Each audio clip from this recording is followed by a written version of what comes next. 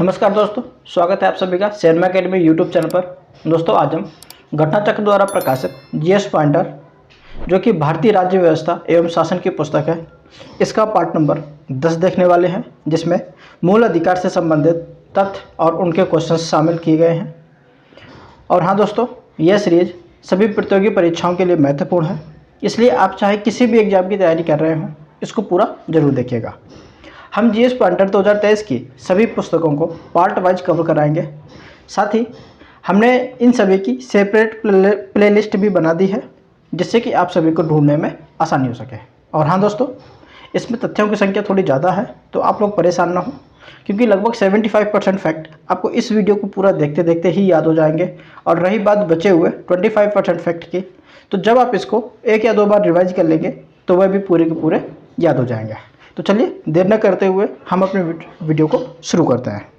तो हमारा टॉपिक है आज का मूल अधिकार। तो इसमें मूल अधिकार में हमारा पहला है कि एक प्रतिबद्ध न्यायपालिका शक्तियों का केंद्रीकरण, निर्वाचित सरकार और शक्तियों का पृथक्करण में से वह कारक जो किसी उदार लोकतंत्र में स्वतंत्रता की सर्वोत्तम सुरक्षा को नियत करता है। तो वह क्या है? वह है शक्तियों का पृथक्करण। ओके, नेक्स्ट है अपना कि सही कथन है। सही कौन सा कथन है? जैसे कि भारतीय संविधान में मूल अधिकारों को शामिल करने के लिए नेहरू रिपोर्ट 1928 ने समर्थन किया था, तो यह कथन सही है। नेक्स्ट है, मूल अधिकारों को हमारे लोगों के लिए एक प्रतिज्ञा तथा सभ्य विश्व के साथ किया गया समझौता कहा था। तो ये किसने कहा था? यह कहा था डॉक्टर एस राधाकृष्णन जी ने। ओके, नेक्स्ट है कि भारतीय संविधान द्वारा मौलिक अधिकारों को लागू करने की शक्ति दी गई है। तो किसको दी गई है? तो ये दी गई है सर्वोच्च न्यायालय एवं उच्च न्यायालयों को यह शक्ति दी गई है। नेक्स्ट है, मौलिक अधिकार है। मौलिक अधिकार यानी क्या है? वाद योग्य है, यानी इनको न्यायालय द्वारा सुनिश्चित किया जा सकता है। मौलिक अधिकार आपातकालीन स्थिति में निलंबित किए जा सकते हैं, लेकिन अनुच्छेद 20 और अनुच्छेद 21 को निलंबित नहीं किया जा सकता है। नेक्स्ट है कि मौलिक अधिकारों के संबंध में सही वक्तव्य हैं। तो जो सही है वह लिखे हैं। यह राज्य कृत्य के विरुद्ध एक गारंटी है। यह संविधान के भाग 3 में सूचीबद्ध हैं। ये सामाजिक, आर्थिक और राजनीतिक न्याय सुनिश्चित करते हैं। फोर्थ है, ये संयुक्त राष्ट्र अमेरिका के अधिकारों के बिल की भांतियाँ हैं। ओके, नेक्स्ट है, भारतीय संविधान में नागरिकों को मौलिक अधिकार प्रदान किए गए हैं। तो कहाँ पर किए गए हैं? तो यह किए गए हैं अनुच्छेद 12 से लेकर के अनुच्छेद 35 के अंतर्गत। ओके, नेक्स्ट है कि भारतीय संविधान में जैसा निहित है समानता के मौलिक अधिकार में सम्मिलित है। क्या सम्मिलित है? समानता के अधिकार में, यानी कि अनुच्छेद 14 में है कानून के समक्ष समानता, अनुच्छेद 15 में है सामाजिक समानता और अनुच्छेद 16 में है अवसर की समानता, लेकिन आर्थिक समानता इसमें शामिल नहीं की गई है। ओके, नेक्स्ट है कि भारतीय संवैधानिक प्रावधानों को संघीय संसद, राज्य विधान पालिकाओं द्वारा बनाए गए नियमों, कानूनों पर प्राथमिकता प्रदान करता है। कौन? तो ये प्रदान करता है अनुच्छेद 13। ओके, नेक्स्ट है कि भारतीय संविधान के अनुच्छेद 13 का मुख्य उद्देश्य संविधान की सर्वोच्चता सुनिश्चित करना है। किस संदर्भ में? तो यह है मौलिक अधिकारों के संदर्भ में। ओके, आगे चलते हैं हम लोग। हमारा अगला है कि समानता का अधिकार संविधान के निम्न अनुच्छेदों के अंतर्गत दिया हुआ है। तो कौन कौन से अनुच्छेद है समानता के अधिकार में? अनुच्छेद 14, अनुच्छेद 15, अनुच्छेद 16, अनुच्छेद 17 और अनुच्छेद 18। ओके फ्रेंड्स, आगे चलते हैं, हम लोग अगले देखते हैं। नेक्स्ट अपना कि भारतीय संविधान के अनुच्छेदों में विधायन सत्ता पर पूर्ण नियंत्रण लगाता है। पूर्ण नियंत्रण लगाता है कौन? तो यह लगाता है अनुच्छेद 14। नेक्स्ट है, संविधान के किस अनुच्छेद में कानून के समक्ष समानता एवं कानून का समान संरक्षण प्रावधानित है? तो कहाँ पर है? तो यह है अनुच्छेद 14 में।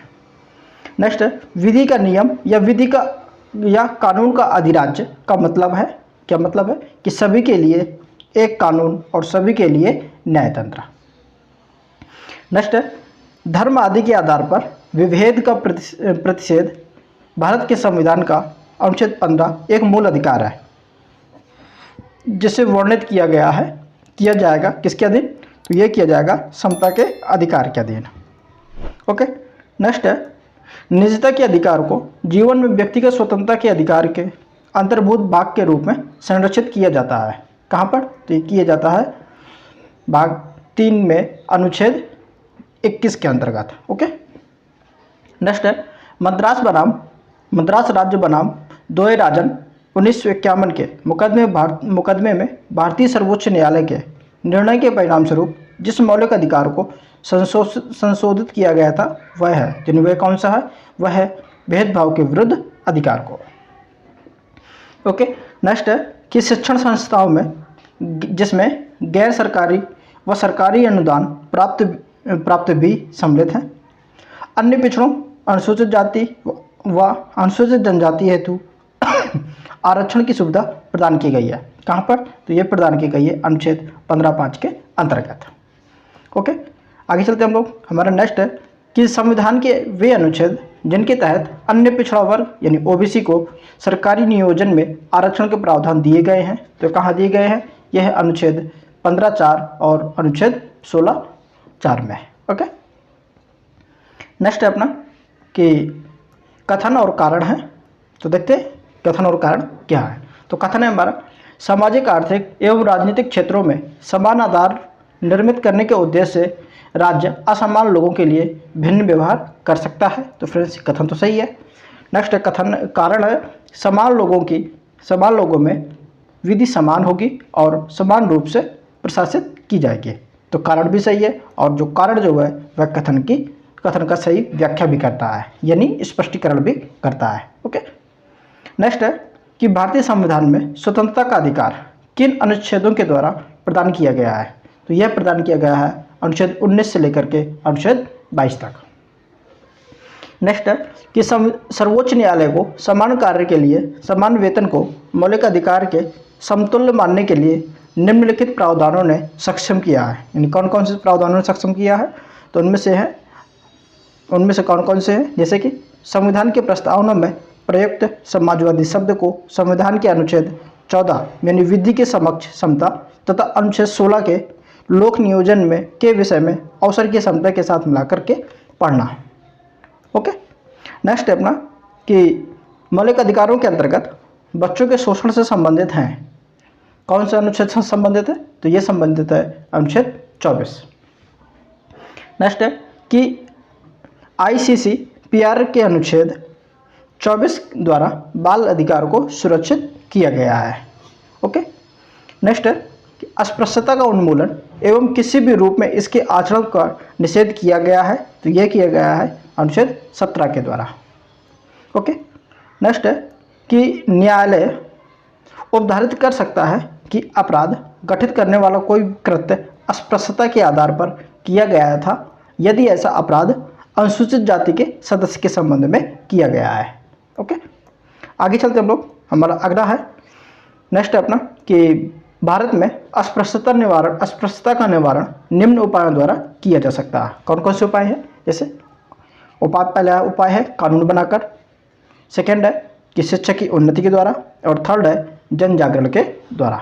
ओके, नेक्स्ट है मूल अधिकारों के विषय में मूल अधिकारों के किस संवर्ग में अस्पृश्यता के रूप में किए गए विभेदन के विरुद्ध संरक्षण समाविष्ट है?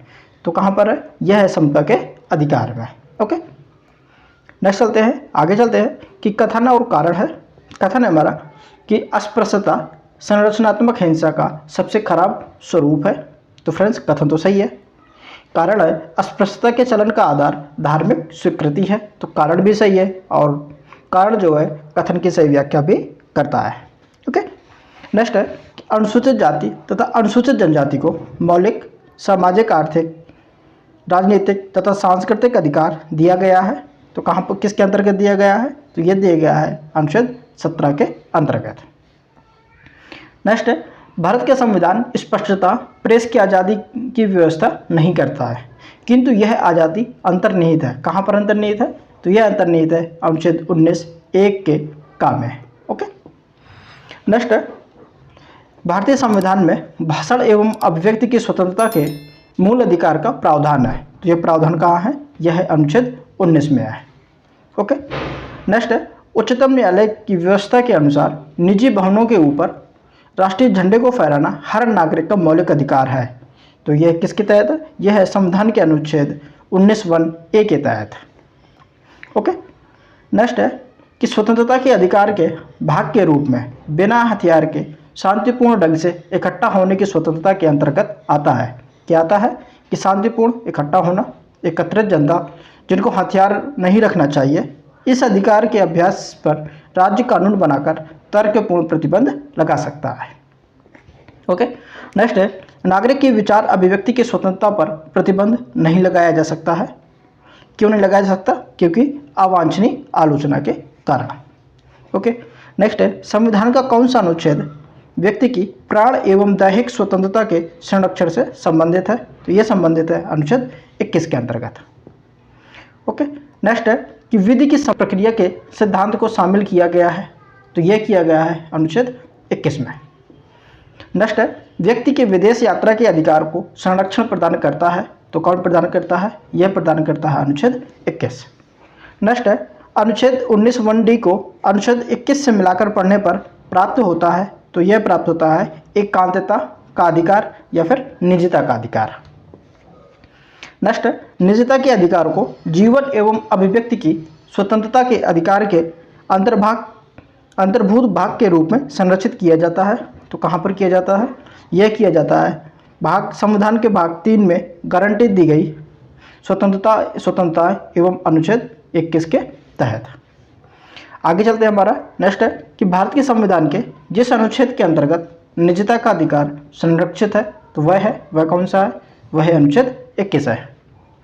नेक्स्ट है अनुच्छेद 21 के दायरे में नहीं आता है। क्या नहीं आता?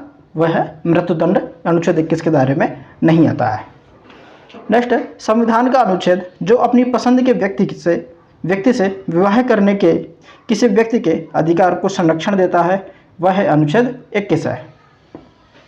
नेक्स्ट है कि उच्चतम न्यायालय के किस मामले के निर्णय के कारण संविधान के अनुच्छेद 21 के कार्य क्षेत्र का विस्तार कर शिक्षा के अधिकार को उसमें शामिल किया गया था? तो यह किया गया था उन्नी कृष्णन बनाम आंध्र प्रदेश के मामले में। ओके, आगे चलते हम लोग। हमारा नेक्स्ट है कि धार्मिक स्वतंत्रता के अधिकार के प्रावधान के अंतर्गत सम्मिलित हैं। क्या सम्मिलित है? जैसे धर्म प्रचार करने का अधिकार, सिखों को कृपाण धारण करने एवं रखने का अधिकार। नेक्स्ट है कि राज्यों को समाज सुधारक विधि निर्माण का अधिकार। ओके, नेक्स्ट है अपना कि संविधान के अनुच्छेद 25 के अनुसार धर्म स्वातंत्र का अधिकार अधीन किया गया है। तो किसके अधीन किया गया है? यह किया गया है सार्वजनिक व्यवस्था, स्वास्थ्य तथा सदाचार के अधीन किया गया है। नेक्स्ट है कि सिखों द्वारा कृपाण धारण करना धार्मिक स्वतंत्रता का अंग माना गया है। तो किसके अंतर्गत? यह माना गया है अनुच्छेद 25 के अंतर्गत। ओके, और अनुच्छेद 25 का संबंध है किससे है? यह धर्म की स्वतंत्रता से संबंधित है, अनुच्छेद 25। ओके, नेक्स्ट है कि भारतीय संविधान के अनुच्छेद 25 में प्रयुक्त हिंदू शब्द के तहत शामिल हैं। कौन कौन से शामिल है? इसमें बौद्ध शामिल है, जैन शामिल है और सिख शामिल है। ओके, नेक्स्ट है संविधान के अनुच्छेद 26 में धार्मिक कार्यों के प्रबंध की स्वतंत्रता पर प्रतिबंध लगाया गया है। तो किसके अधीन लगाया गया है? यह लगाया गया है लोक व्यवस्था, सदाचार और स्वास्थ्य के अधीन पर। नेक्स्ट है कि शोषण के विरुद्ध अधिकार में शामिल अनुच्छेद है। तो कौन कौन से अनुच्छेद शामिल है? इसमें अनुच्छेद 23 और अनुच्छेद 24 शामिल है। इसमें शोषण के विरुद्ध अधिकार में। नेक्स्ट है कि भारत के संविधान का अनुच्छेद 24 जोखिमपूर्ण कार्यों से संबंधित कारखानों में बालकों के नियोजन को निषेध करता है। और ऐसा निषेध है, क्या है? ये पूर्ण निषेध है यह। ठीक है, आगे चलते हैं। इसमें बताना है सुमेलित है। जैसे अनुच्छेद 23 जो है इसका संबंध है मानव के दुर्व्यापार एवं बलात्श्रम को प्रतिबंध करता है। और अनुच्छेद 24 जो है ये कारखानों आदि में बालकों के नियोजन का प्रतिषेध करता है। और अनुच्छेद 26 जो है ये करता है धार्मिक कार्यों के प्रबंध की स्वतंत्रता करता है। ओके, स्वतंत्रता को सुनिश्चित करता है। नेक्स्ट है कि मानव सही सुमेलित इसमें भी है कि मानव के दुर्व्यापार तथा बलात्संग का प्रतिषेध जो है वह अनुच्छेद 23 के अंतर्गत आता है। और अल्पसंख्यक वर्गों के हितों का संरक्षण जो है वह अनुच्छेद 29 के अंतर्गत किया गया है। और संवैधानिक उपचारों का अधिकार जो है वह अनुच्छेद 32 के अंतर्गत। ओके, नेक्स्ट है कि अल्पसंख्यकों को अपनी मनपसंद शिक्षण संस्थाओं को स्थापित एवं संचालित करने के अधिकार को संरक्षण प्रदान करता है। तो वह कौन करता है? वह करता है अनुच्छेद 30 करता है। ओके, नेक्स्ट है कथन और कारण। कथन है हमारा कि भारतीय संविधान का अनुच्छेद 30 अल्पसंख्यक वर्ग शब्द को परिभाषित नहीं करता है। तो फ्रेंड्स ये तो सही है कथन। और कारण है हमारा संविधान केवल भाषाई और धार्मिक अल्पसंख्यक वर्ग को मान्यता प्रदान करता है। तो हमारा कारण भी सही है, तो हमारा कारण भी सही है। साथ ही फ्रेंड्स कारण जो है वह कथन की सही व्याख्या नहीं करता है। ओके, दोनों सही हैं लेकिन सही व्याख्या नहीं है इनके। ओके, आगे चलते हैं कि भारतीय संविधान के अनुच्छेद दिए हुए हैं और उनके प्रावधान दिए हुए हैं। ओके, जैसे अनुच्छेद 16(2) का जो संबंध है वह है किसी भी व्यक्ति के साथ उसके वंश, धर्म अथवा जाति के आधार पर सार्वजनिक नियुक्ति के मामले में भेदभाव नहीं किया जा सकता है। ओके, और अनुच्छेद 29 में है, अनुच्छेद 29(2) में है कि किसी भी नागरिक को धर्म, वंश, जाति, भाषा या इनमें से किसी भी आधार पर राज्य द्वारा संपोषित अथवा राज्य से सहायता प्राप्त करने वाली किसी भी शैक्षिक संस्था में प्रवेश से वंचित नहीं किया जाएगा। ओके, और अनुच्छेद 30(1) में एक जो है उसका संबंध है कि सभी अल्पसंख्यकों को चाहे वे धर्म के आधार पर हों या भाषा के आधार पर उनकी पसंद की शैक्षिक संस्थाएं स्थापित करने और उन्हें संचालित करने का मौलिक अधिकार होगा। नेक्स्ट है अनुच्छेद 31(1) है, तो ये इसमें है कि किसी भी व्यक्ति को कानून के प्राधिकार के सिवाय उसकी संपत्ति से वंचित नहीं किया जाएगा। ओके, नेक्स्ट है अपना कि सही कथन दिए हुए हैं, तो देखते हैं कौन कौन से कथन है जो सही है। जैसे KM मुंशी संविधान का प्रारूप बनाने वाली समिति के सदस्य थे, ये तो सही है। नेक्स्ट है कि संविधान सभा द्वारा भारतीय संविधान को स्वीकार किया गया, ये भी सही है। और थर्ड है कि बलवंत राय मेहता समिति रिपोर्ट 1957 द्वारा पंचायती राज की संस्तुति की गई, तो ये भी सही है। और फोर्थ है संविधान के अंतर्गत मूल अधिकारों की संरक्षक न्यायपालिका है, तो यह भी सही है।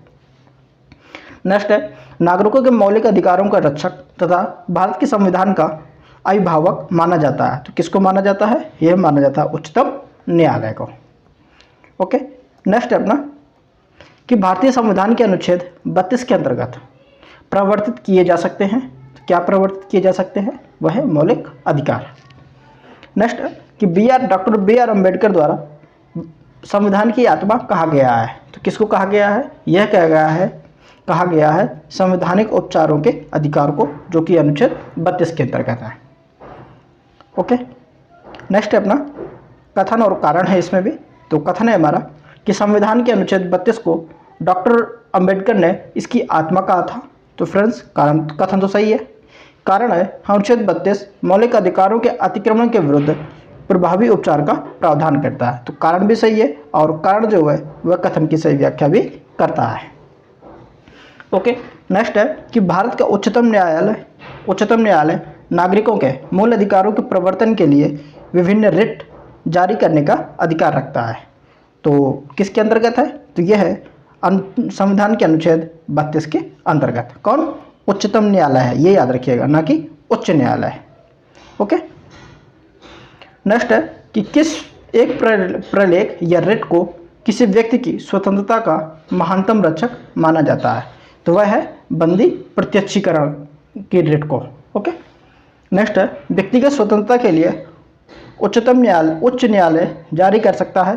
किसको जारी कर सकता है? व्यक्ति की स्वतंत्रता के लिए वह जारी कर सकता है बंदी प्रत्यक्षीकरण रिट को, यानी और अगर इसको इंग्लिश में बोले तो इंग्लिश नाम है इसका कि हैबियस कॉर्पस। ओके, नेक्स्ट है कि सही सम्मिलित है, तो बताते हैं कौन ये सभी सही सम्मिलित हैं। जैसे कि बंदी प्रत्यक्षीकरण है, या बंदी प्रत्यक्षीकरण का मतलब होता है कि हमें शरीर चाहिए, यानी कि to have the body of, और परमादेश का मतलब है हम आदेश देते हैं, वी कमांड, और उत्प्रेषण का अर्थ है पूर्णतः सूचित कीजिए, टू बी सर्टिफाइड, और अधिकार परीक्षा का अर्थ है किस अधिकारी से, यानी कि बाई व्हाट अथॉरिटी, और प्रतिषेध का अर्थ है अधीनस्थ न्यायालय को का लेख होना। ओके, नेक्स्ट है कि सही सम्मेलन है।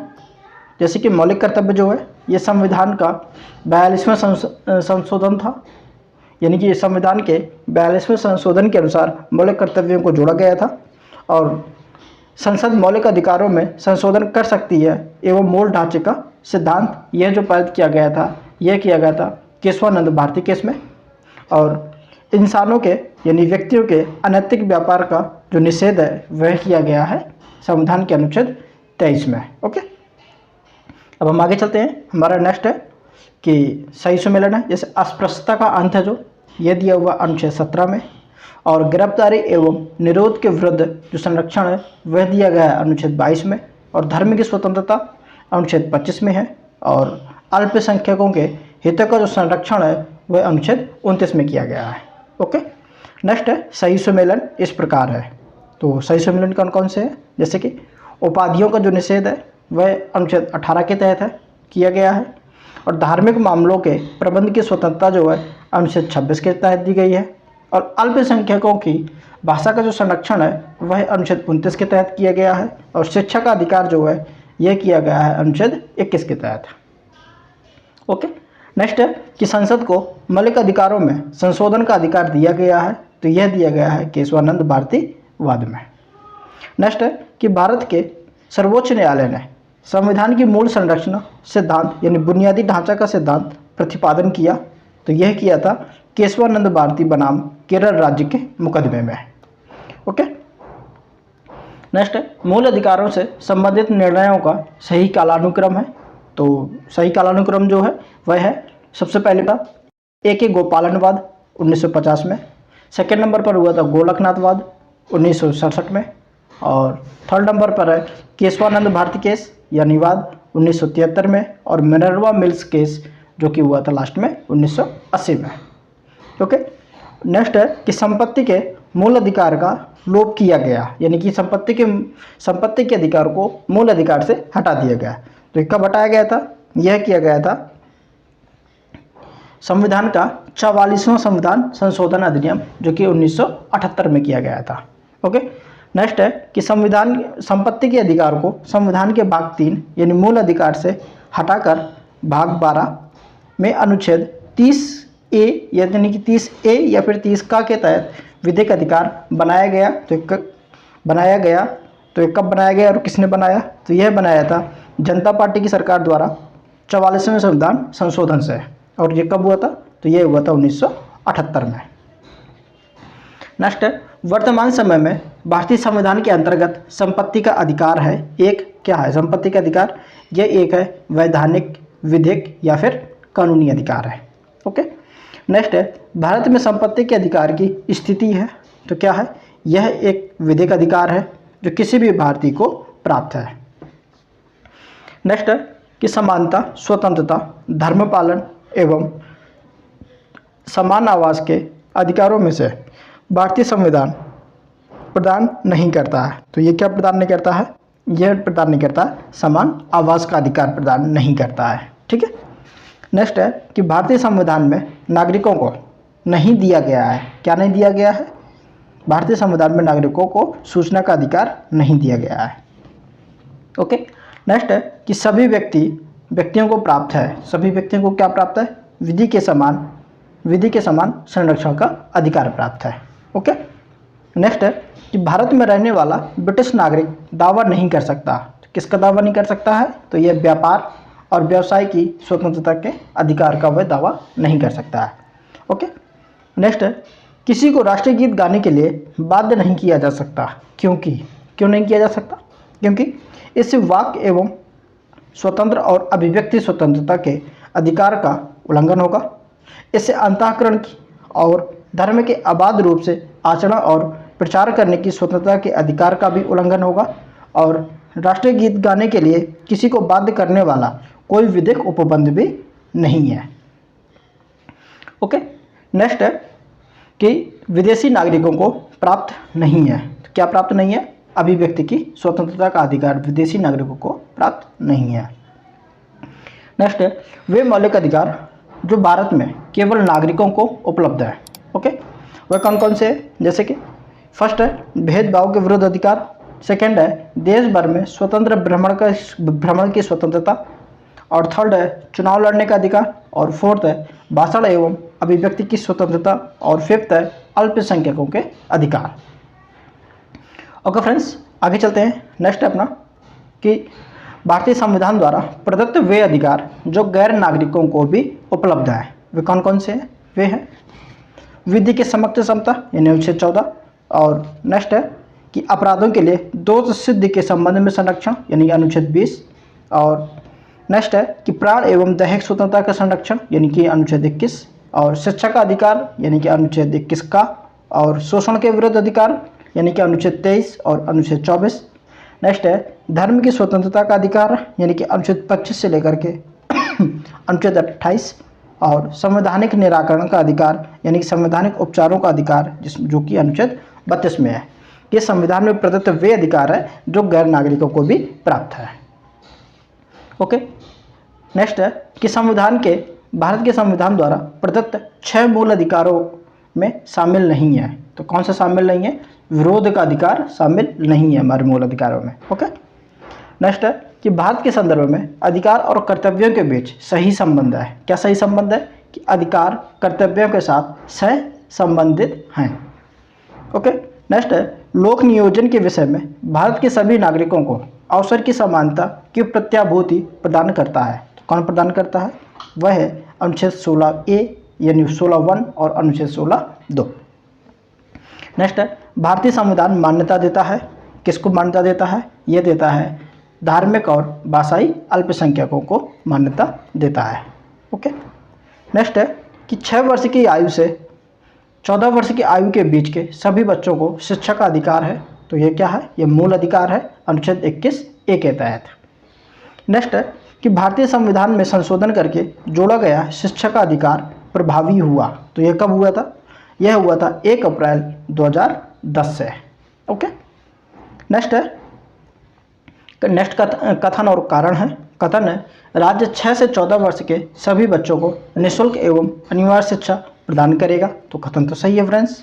और कारण है एक प्रजातांत्रिक समाज में शिक्षा का अधिकार मानवाधिकार रूप में विकास के अधिकार की व्याख्या के लिए अपरिहार्य है।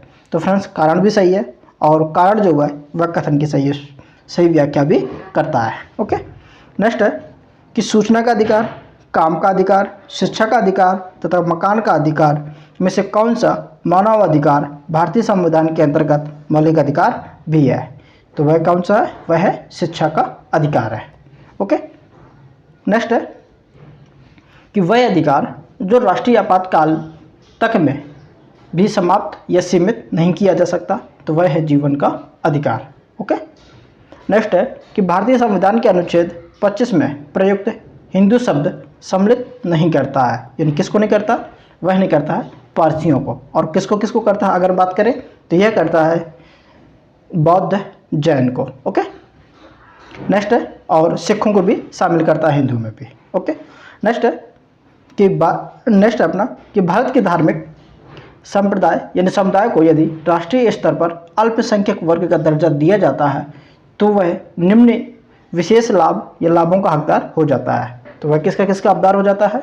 हकदार हो जाता है। तो वह होता है यह संप्रदाय समुदाय विशेष शैक्षणिक संस्थाओं की स्थापना और संचालन कर सकता है।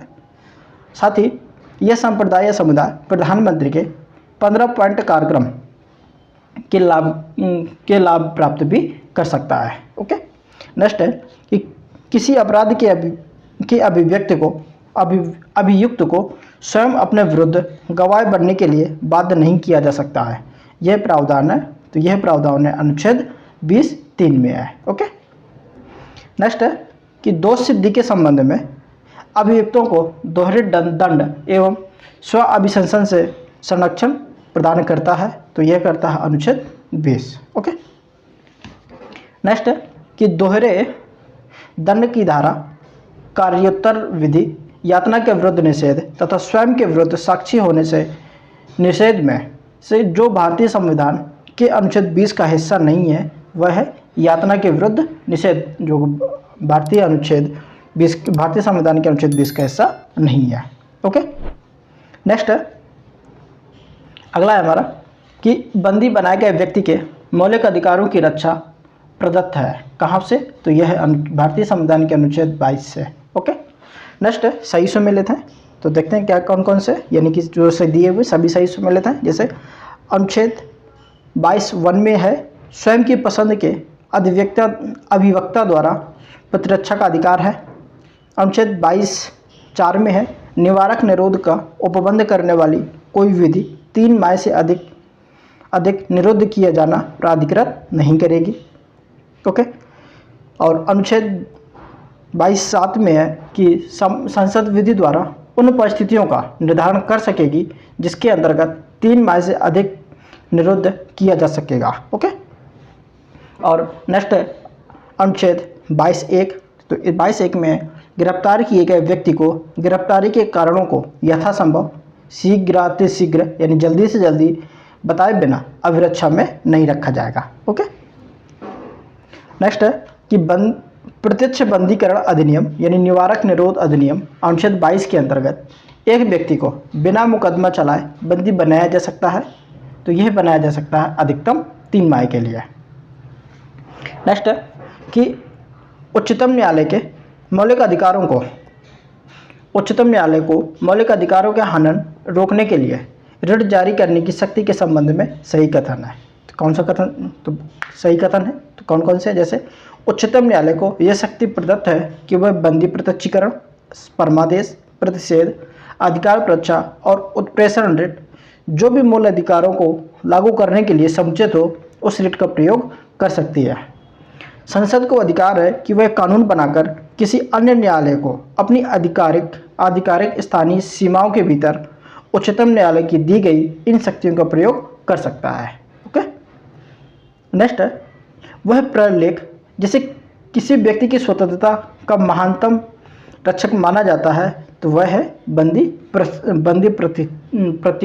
प्रत्यक्षीकरण, यानी कि प्रलेख का मतलब यहाँ पर रेट है कि वह रेट जिसे व्यक्ति की स्वतंत्रता का महानतम रक्षा माना जाता है तो वह है बंदी प्रत्यक्षीकरण। ओके, नेक्स्ट है कि भारत के संबंध में निम्नलिखित कथनों पर विचार किया जाए।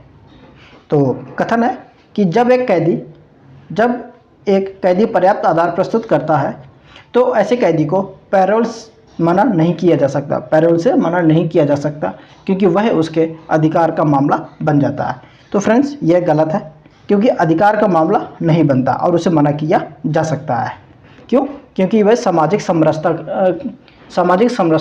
को ध्यान में रखते हुए उसको मना किया जा सकता है। नेक्स्ट है कि कैदी को पैरोल पर छोड़ने के लिए राज्य सरकारों के अपने अपने नियम हैं। तो फ्रेंड्स दूसरा वाला सही है। ओके, नेक्स्ट है कि बंधुआ मजदूर यानी उन्मूलन अधिनियम संसद ने पारित किया था। तो ये कब पारित किया था? ये किया था 1976 में। नेक्स्ट है सेवा के अधिकार की अवधारणा प्रारंभ हुई। तो कब से प्रारंभ हुई थी? यह हुई थी ग्रेट ब्रिटेन से।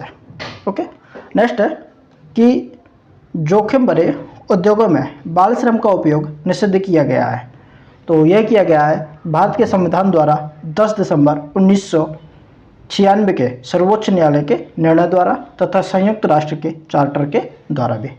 ओके, यहाँ पर एक रिक्त स्थान है, यहाँ पर पूर्ति करना है कि बिना कर्तव्य के उसी प्रकार है जैसे मनुष्य बिना परछाई के, यानी अधिकार, यानी बिना कर्तव्य के उसी प्रकार है जैसे मनुष्य बिना परछाई के है। ओके, नेक्स्ट है कि सही कथन है। तो यह सही कथन है, जैसे कि अधिकार राज्य के विरुद्ध नागरिकों के दावे हैं। ओके, आगे चलते हम लोग। नेक्स्ट है, तो फ्रेंड्स हमारा नेक्स्ट टॉपिक है राज्य की नीति निर्देशक तत्व। तो दोस्तों इस वीडियो में इतना ही। आगे भी इसी तरीके से इस पुस्तक के सभी टॉपिक को कवर करवाया जाएगा। तो फ्रेंड्स बने रहिएगा हमारे साथ में। साथ ही फ्रेंड्स अगर आपने अभी तक हमारे चैनल को लाइक, शेयर और सब्सक्राइब नहीं किया है तो कर लीजिए। साथ ही बेल आइकन भी प्रेस कर लीजिएगा जिससे कि हमारी वीडियो आप तक आसानी से पहुंच सके। अगर आपने हमारी पहले वाली वीडियो नहीं देखी हैं तो उनको ज़रूर जाकर के देख लीजिएगा जिससे कि आपको और भी क्लैरिटी आ सके। और उन सभी की प्लेलिस्ट आपको डिस्क्रिप्शन बॉक्स में मिल जाएगी। और अगर आपको ना मिले बाई चांस तो आप लोग हमारे चैनल पर विजिट कर सकते हैं, वहाँ पर आपको आसानी से प्लेलिस्ट मिल जाएगी। दोस्तों इस वीडियो को ज़्यादा से ज़्यादा लोगों तक शेयर ज़रूर करें जिससे कि उन लोगों को भी थोड़ा कुछ फ़ायदा हो सके और हमारा भी मोटिवेशन बरकरार रहे। बाकी भाई हंसते रहिए, मुस्कुराते रहिए, पढ़ते रहिए, लिखते रहिए और अपना ध्यान अपने लक्ष्य पर बनाए रखिए। और हमेशा ध्यान रखिए, जब तक फोड़ेंगे नहीं तब तक छोड़ेंगे नहीं। आज की कथा यहीं तक, आगे मिलते हैं हम अगले वीडियो में। जब तक के लिए जय हिंद, जय भारत।